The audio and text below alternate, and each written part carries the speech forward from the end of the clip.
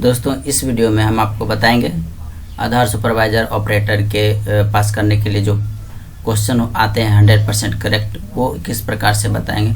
जब भी हम 1 से लेकर 30 तक बताते हैं क्वेश्चन, उसमें से 15 क्वेश्चन 100% आता है। इसमें कोई किसी भी प्रकार की इशू ना, कोई भी प्रॉब्लम नहीं आता है। तो हमारे वीडियो को देखें, वॉच करें। बाकी किसी भी प्रकार का परेशानी हो कमेंट बॉक्स में कमेंट करें। हम आज नेक्स्ट यानी कि पार्ट 2 आज हम इस वीडियो में आपको बताने जा रहे हैं 1 से लेके 30 तक, जिसमें कि 15 क्वेश्चन आपको 100% आएगा ही आएगा। तो हमारे वीडियो पे बने रहें। तो आज का बहुत दिन से आपका इंतज़ार था, जो कि आज ख़त्म हुआ और आज चलते हैं हम अपने पार्ट 2 पे, जो कि शीर्षक यहाँ पे लिखा है अध्याय 2 रजिस्टर्ड नामांकन एजेंसी और नामांकन कर्मचारी के जो कार्य हैं वो किस प्रकार से आपको संपन्न करना होगा। उसमें स्टेप बाय स्टेप क्वेश्चन के जरिए आपको हम बताएंगे। तो हमारे वीडियो पे बने रहे दोस्तों। अगर अच्छा लगे तो लाइक सब्सक्राइब शेयर जरूर कीजिएगा। इसमें पहला क्वेश्चन है दोस्तों, निम्नलिखित में से कौन सा व्यक्ति या संस्था एक रजिस्ट्रार्ड बनने के लिए योग्य है। जी हाँ दोस्तों, इसमें करेक्ट आंसर इसका हो जाएगा, इसमें करेक्ट आंसर इसका हो जाएगा दोस्तों 1 नंबर, कोई भी व्यक्ति। दोस्तों 1 का करेक्ट आंसर हो जाएगा कोई भी व्यक्ति। तो चलते हैं दूसरा नंबर क्वेश्चन में। यहाँ पे बताया जा रहा है रजिस्ट्रार द्वारा निम्नलिखित में से किस से बचा जाना चाहिए या नहीं होना चाहिए। तो इसका करेक्ट आंसर हम बता दें दोस्तों, 2 का करेक्ट आंसर हो गया दोस्तों।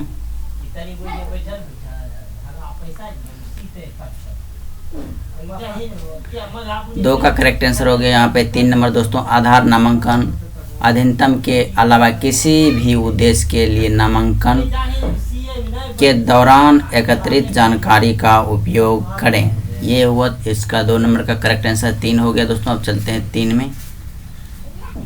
क्वेश्चन नंबर 3 है, आधार नामांकन या अपडेट के लिए डैश में निर्दिष्ट रजिस्ट्रार को हर समय आचार संहिता का पालन करना चाहिए।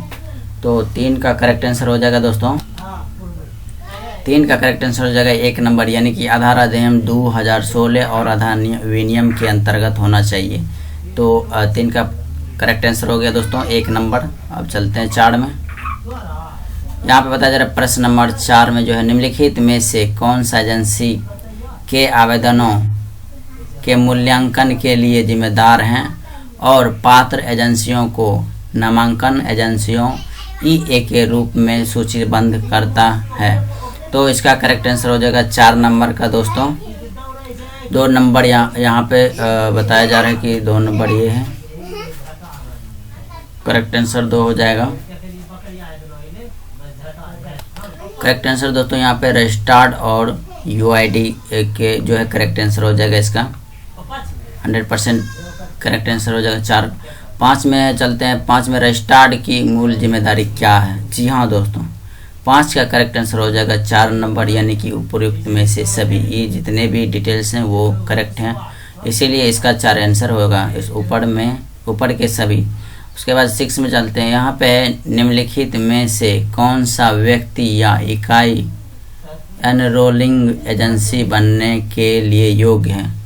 तो 6 का करेक्ट आंसर हो जाएगा दोस्तों 1 नंबर, यहाँ पे रजिस्टर्ड UIDAI द्वारा निर्दिष्ट नामांकन एजेंसी के रूप में के लिए RFE में उल्लिखित शर्त को पूरा करने वाला कोई भी व्यक्ति। दोस्तों 1 नंबर का करेक्ट आंसर हो जाएगा ये। 6 का करेक्ट आंसर हो जाएगा 1 दोस्तों इसका। उसके बाद चलते हैं अगले प्रश्न पे। यहाँ पे निम्नलिखित में से कौन सा मानदंड किसी व्यक्ति को सुपरवाइजर की भूमिका के लिए योग्य होना चाहिए। आयु 18 वर्ष और उससे अधिक होनी चाहिए। तो यहाँ पे होनी चाहिए, यहाँ पे बताइए। और उसके बाद 10+2 पास होना चाहिए, आधार संख्या होनी चाहिए, ट्रेडिंग एंड सर्टिफिकेट एजेंसी भी से सुपरवाइजर सर्टिफिकेट प्राप्त करना चाहिए, कंप्यूटर के बेसिक में सर्टिफिकेट प्राप्त करना चाहिए।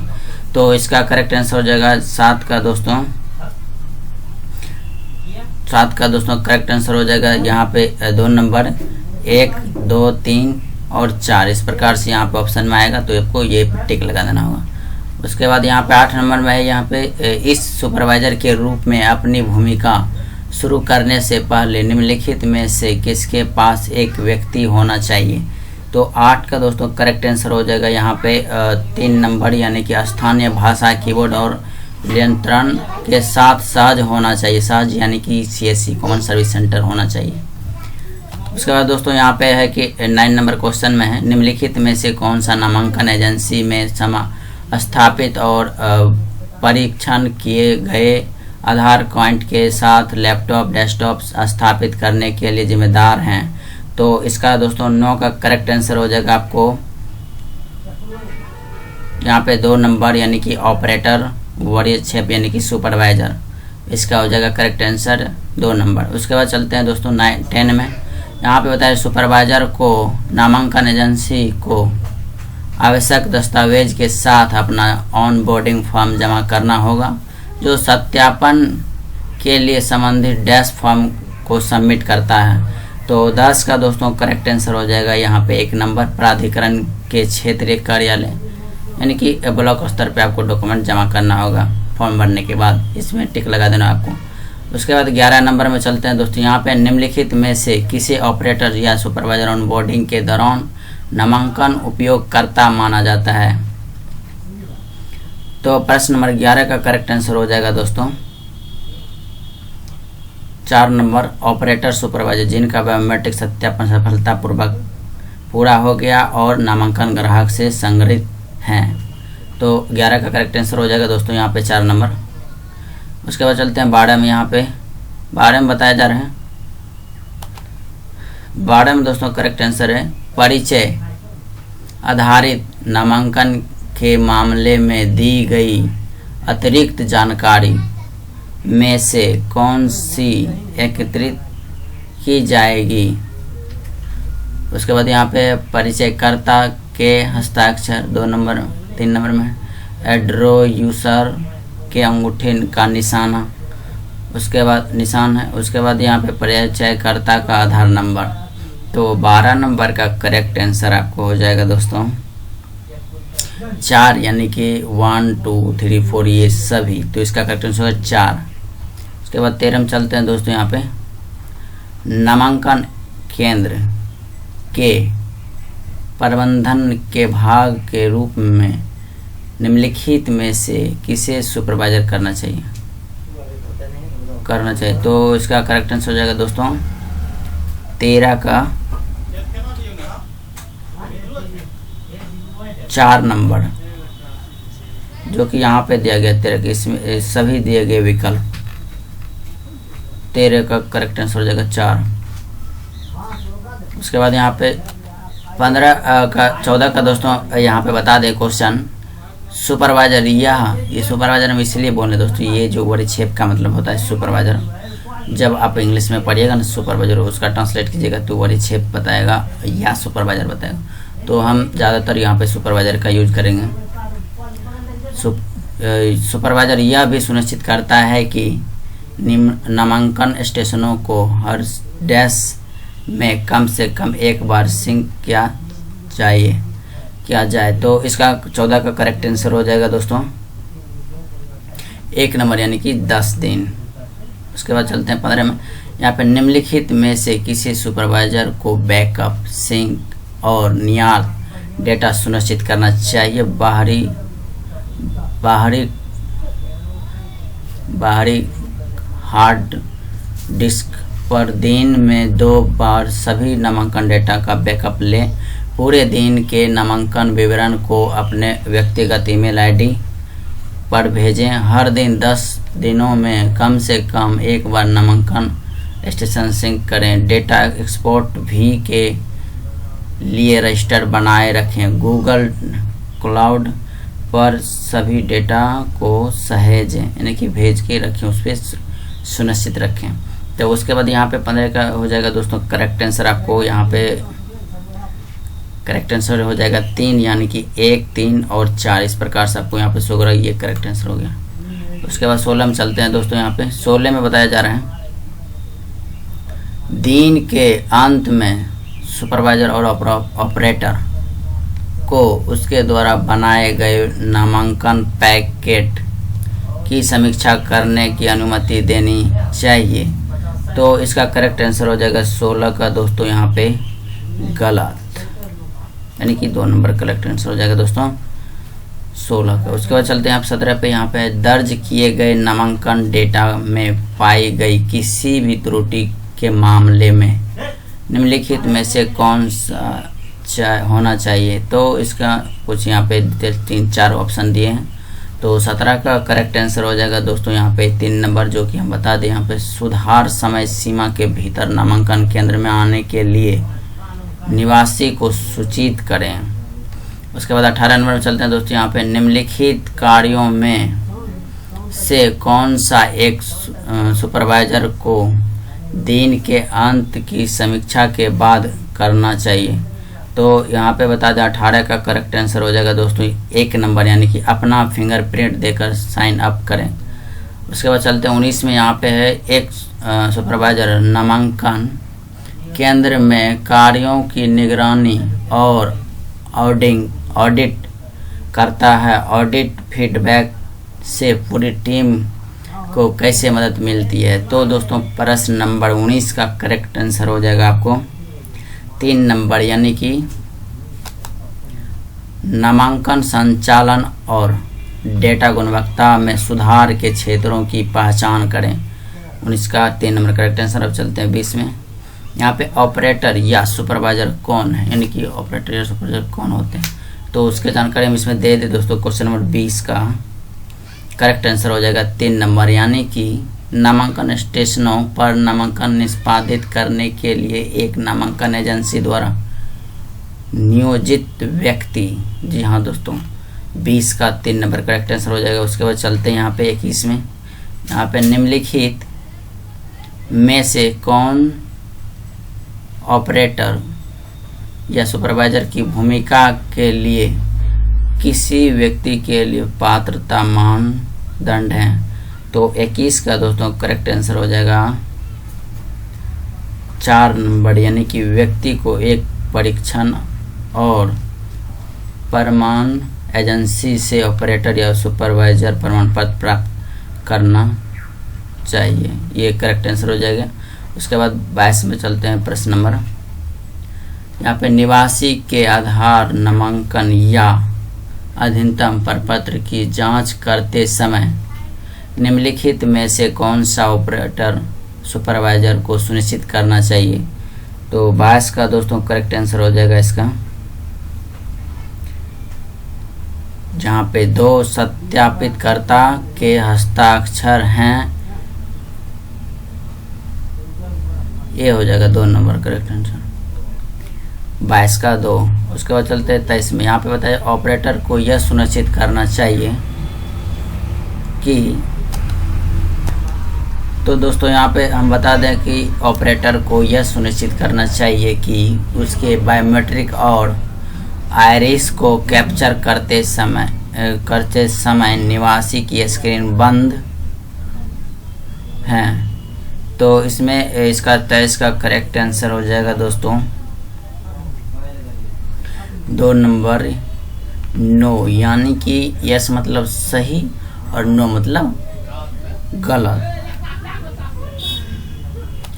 तो इसमें इसका हो जाएगा करेक्ट आंसर 2 नंबर। उसके बाद चलते हैं यहाँ पे 24 में है बताया गया प्रश्न नंबर 24। ऑपरेटर को प्रवेश करने से पहले निवासी से डेटा को क्रॉस चेक करने और निवासी के साथ डेमोग्राफी, हम इसको बोलते हैं दोस्तों, जनसंख्या को डेमोग्राफी इंग्लिश में कहा जाता है, डेमोग्राफी डेटा की समीक्षा करने के लिए कहना चाहिए।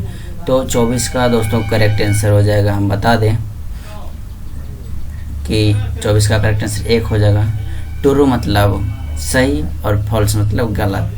तो इस प्रकार से आपको यहाँ पे शो करेगा। तो हम बता दें इसका करेक्ट आंसर 24 का हो जाएगा 1 नंबर। उसके बाद यहाँ पे चलते हैं 25 में।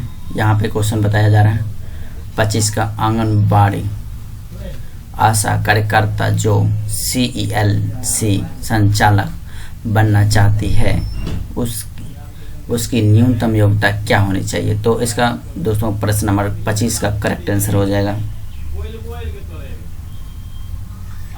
1 नंबर, यानी कि 10वीं पास। अगर आप 10वीं पास हैं तो बड़े आसानी से आप जो है कि CLE का संचालक बन पाएंगे बड़े आसानी से। उसके बाद अगला क्वेश्चन है 26 नंबर। 26 में है कि प्रश्न संख्या 26 निम्नलिखित में से किसी ऑपरेटरों के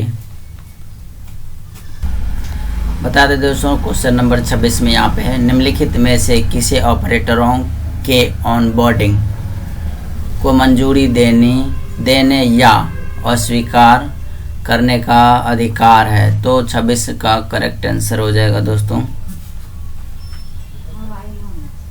यहाँ पे करेक्ट आंसर हो जाएगा 3 नंबर UIDAI क्षेत्रीय कार्यालय। 26 का करेक्ट आंसर यहाँ पे शो कर रहे हैं इस प्रकार से। उसके बाद यहाँ पे चलते हैं प्रश्न नंबर 27 पे। प्रश्न नंबर 27 पे बताया जा रहा है कि बच्चे का नामांकन करने के लिए निम्नलिखित में से किसका उपयोग किया जाता है। तो प्रश्न का 27 नंबर का करेक्ट आंसर हो जाएगा दोस्तों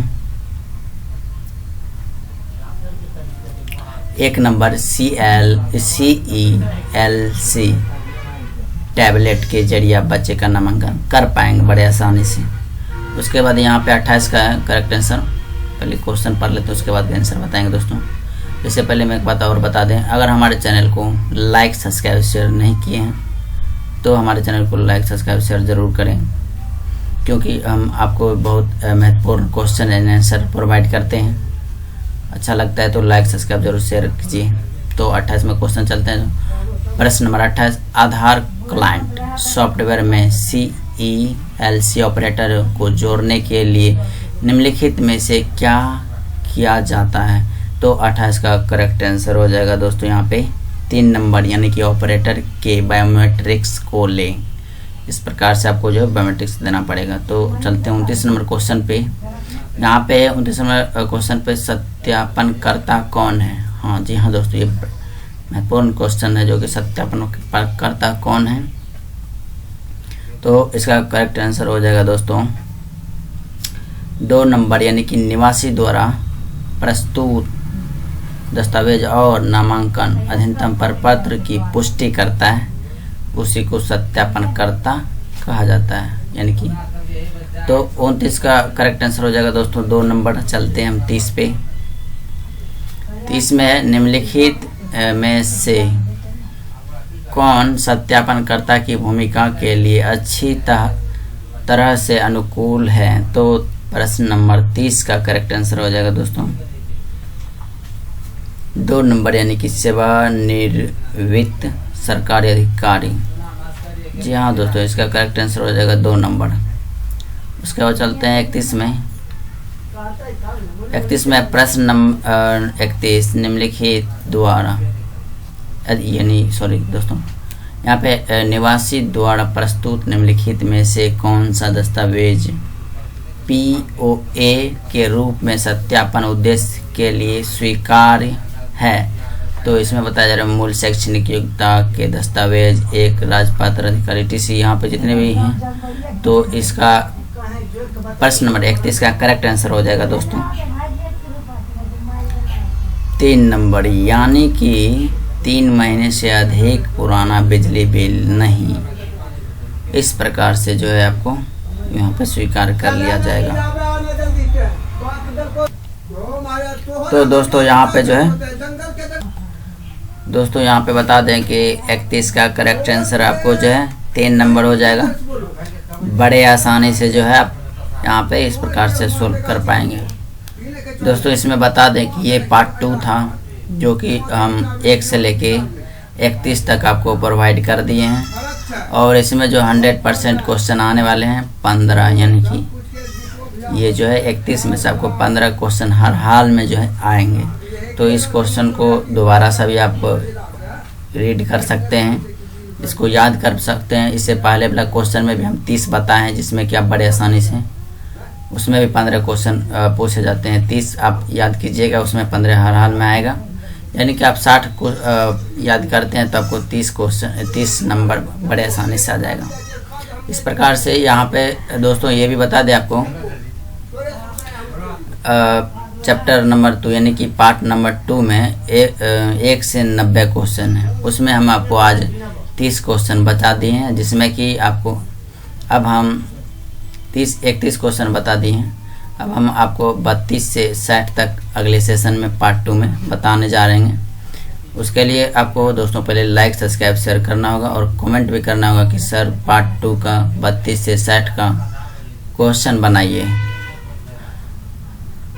तो हम तब उसके बाद प्रोसेस करेंगे और उसके बाद आपको प्रोवाइड कर देंगे। इस प्रकार से क्वेश्चन बड़े आसानी से आप भी याद कर पाइएगा जितना जल्दी हो सके।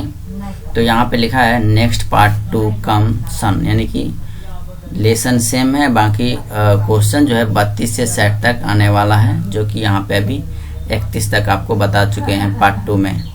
तो हमारे वीडियो देखने के लिए धन्यवाद दोस्तों। Thanks for my video watching. आज का वीडियो दोस्तों यहीं तक। अच्छा लगे तो लाइक सब्सक्राइब शेयर ज़रूर कीजिएगा। अगर इससे 32 से 60 के बीच आपको क्वेश्चन चाहिए तो हमारे कमेंट बॉक्स में कमेंट कीजिए कि सर हमें 32 से 60 का क्वेश्चन प्रोवाइड कीजिए, तो आपको हम क्वेश्चन बना के दोबारा से अपलोड करके आपको प्रोवाइड कर देंगे। तो आज का वीडियो यहीं तक दोस्तों, धन्यवाद।